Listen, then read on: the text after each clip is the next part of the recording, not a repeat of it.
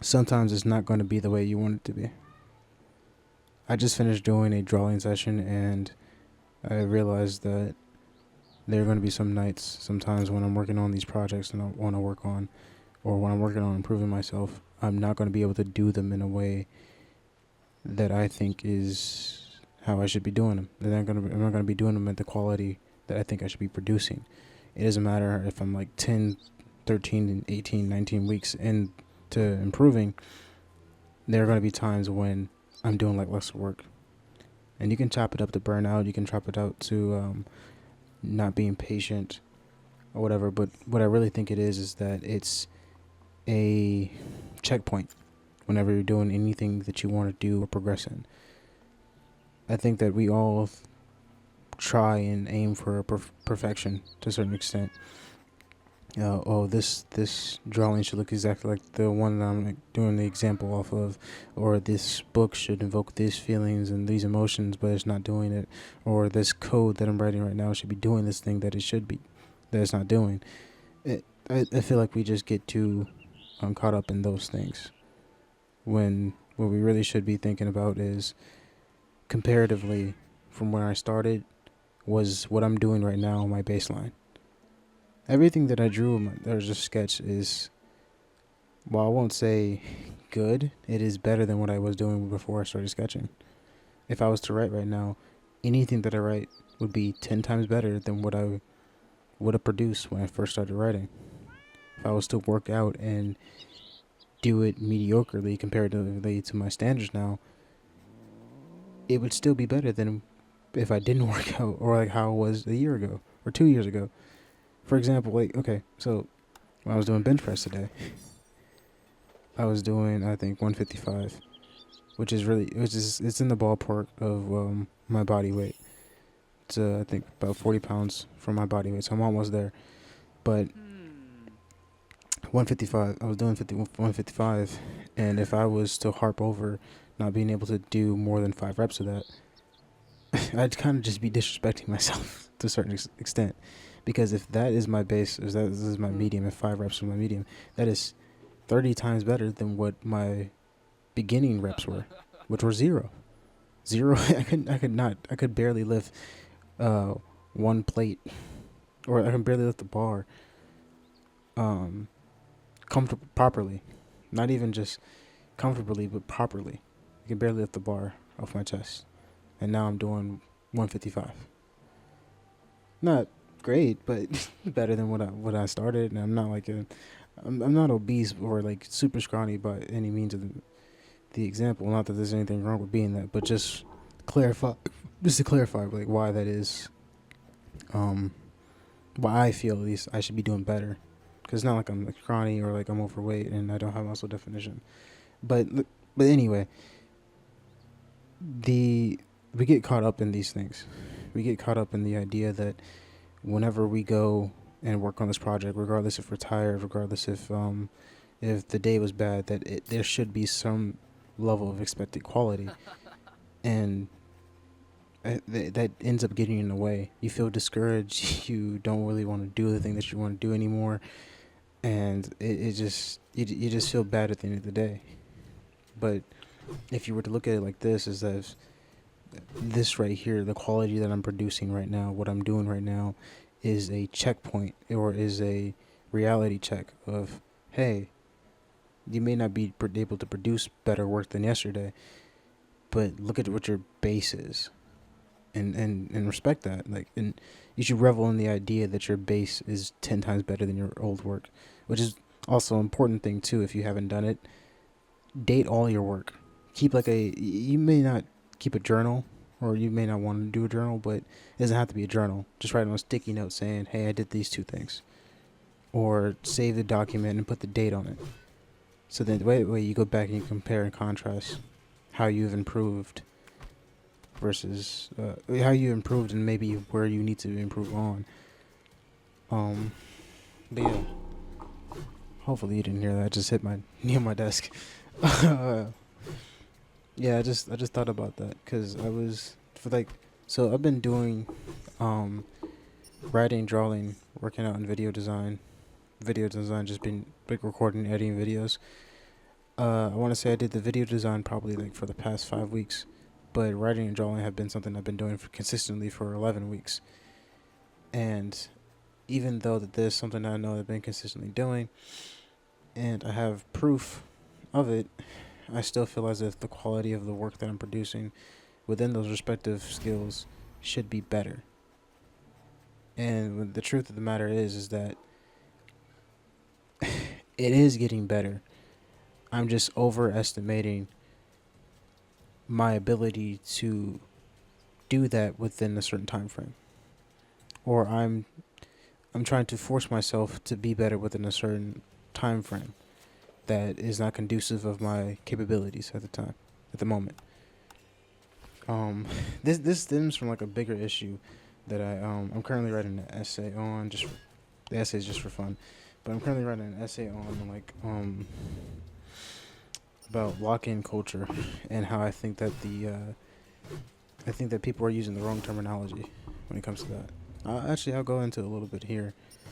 When people say lock in, the normal consensus of it is that you're serious, that you're in a deep sense of focus, and you block out all distractions, and you focus on that one thing, that one goal, or a broad spectrum of goals.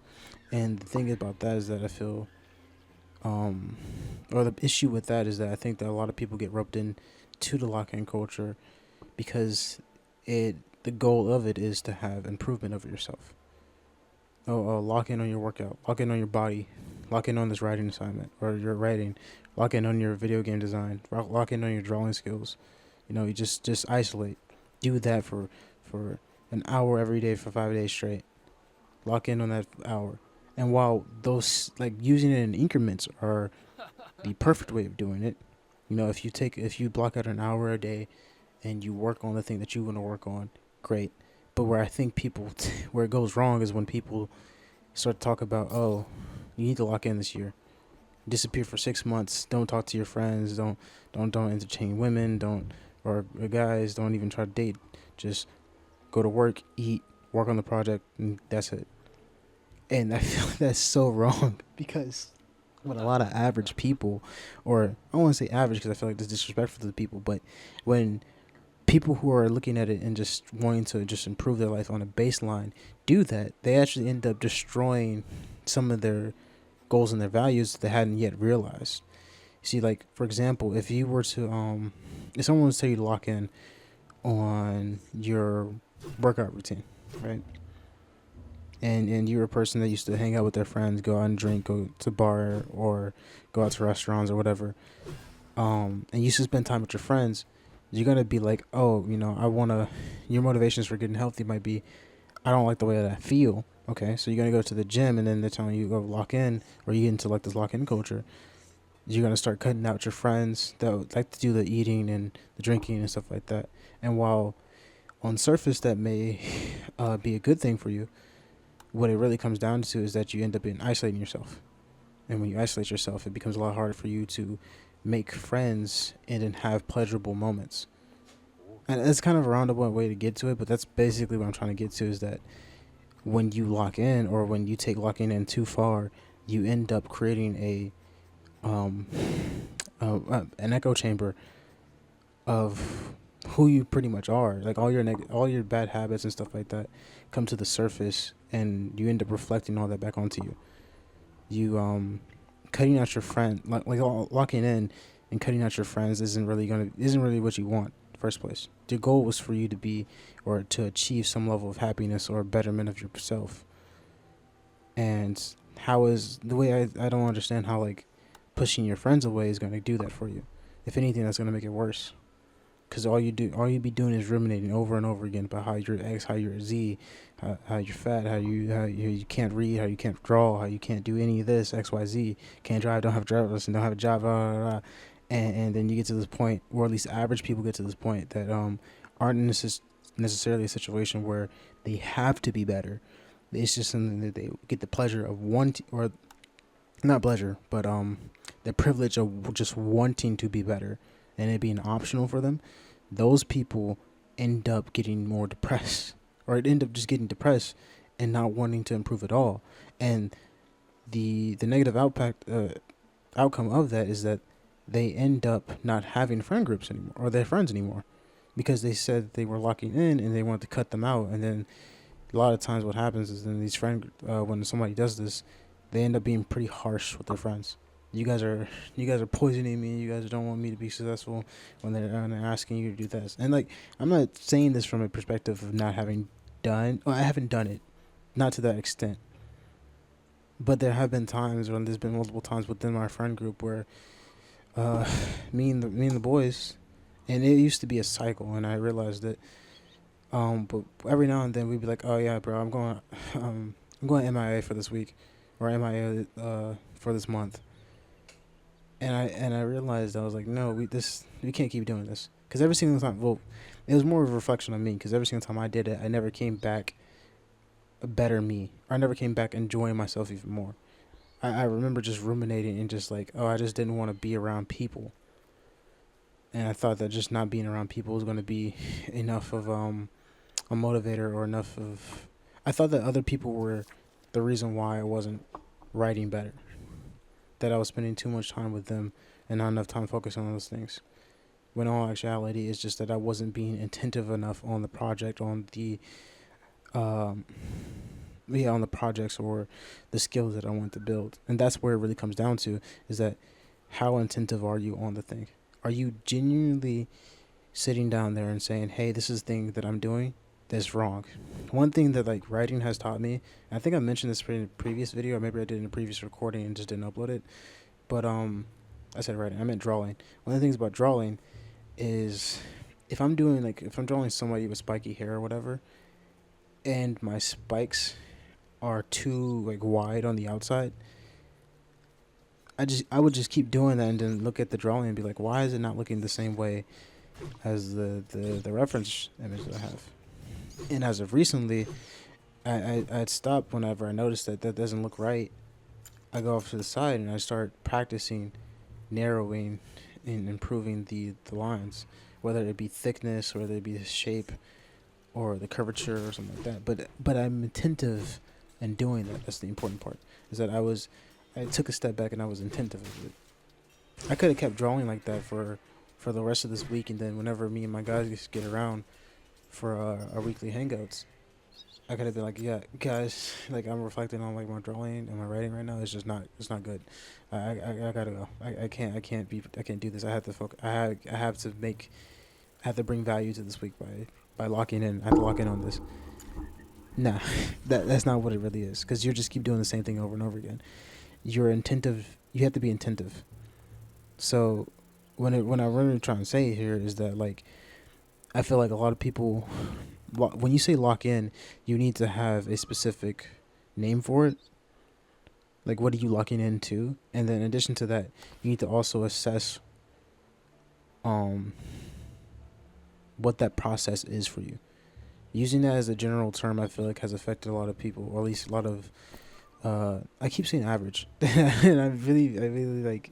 I'm not trying to disrespect anybody for calling them average, but pretty much as average people, whenever they try to do it, and some people might have the mindset of that it's not for average people, and they might be right. I'm not sure, but average people just end up not being able to continue and go with it because they're not capable of being attentive, or they don't have that clear definition. They think they get into like the lock-in thing, like it's like a hashtag or whatever, and they just think that it's just going to be something that happens. So like, oh, I'm locked in now, and then the thing is supposed to happen. Like, no, you have to be part of it. You have to participate in the process, and you don't have to cut out your friends, and you don't have to stop talking to XYZ. You just need to be attentive and be focused on what you're actually putting your energy into. And I'm just be completely frank. This is something I wrote in the essay. Locking in, this doesn't look like you cutting off your friends. Locking in, if you need time to do stuff, is you getting to know everybody's schedule and then planning around that. Locking in isn't you not avoiding people that stress you out or don't talk to you or just have some type of animosity. Locking in is you understanding why, or you trying to figure out why they might feel that way towards you, understanding where you can improve on, and understanding whether or not that's something that you feel you need to improve on, and then go from there.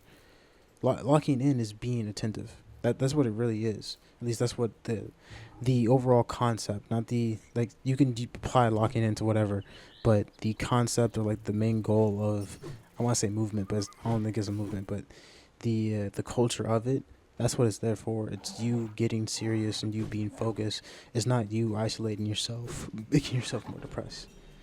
Um, yeah, sorry for the whole rambling thing.